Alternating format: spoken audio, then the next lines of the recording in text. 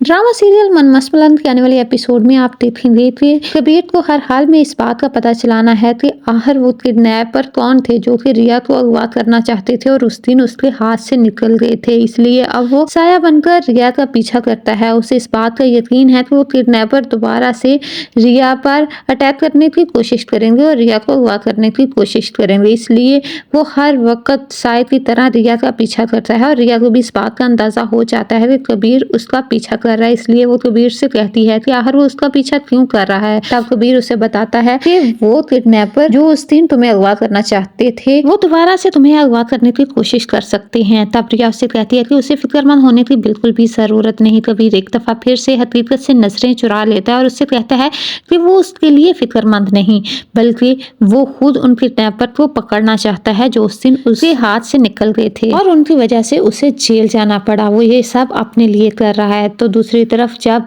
कबीर रिया का पीछा करता है और हर वक्त उस पर नजर रखे होता है तो रिया जो कि कश्यप को रोकर बता रही होती है किस तरह उसके रिश्ते की बातें हो रही हैं। जब कबीर रिया को इतना परेशान देखता है तो वो कश्यप से पूछता है कि रिया क्यों रो रही थी। तब कश्यप उसे बताती है अस्मा आपा कश्यप की शादी करना चाहती हैं और उन्होंने रिया के लिए रिश्ते देखना शुरू कर दिए। इसी वजह से रिया बहुत ज्यादा परेशान है। वो ये शादी नहीं करना चाहती। तो अगले ही सीन में आप देखेंगे कि जब से रिया ने कबीर को छुड़वाया है अस्मा बहुत ज्यादा परेशान है। उसे रिया पर शक है कि कहीं उसके दिल में कबीर के लिए बचपन की मोहब्बत न जाग जाए। इसलिए वो रिया से कहती है कि आखिर उसने कबीर को क्यों छुड़वाया। अच्छा था ना वो जेल में सड़ रहा था। तब आपा मैंने आपको बताया ना कि कबीर बेकसूर था और कबीर ने ही मुझे उन गुंडों से बचाया था। हाँ जब वो बाबा के कत्ल के केस में अंदर जाएगा तो वो उसे नहीं छुड़वाएगी। अब अस्मा रिया की शादी जल्द से जल्द करना चाहती है क्योंकि वो नहीं चाहती कि कबीर दोबारा से रिया की जिंदगी में आए।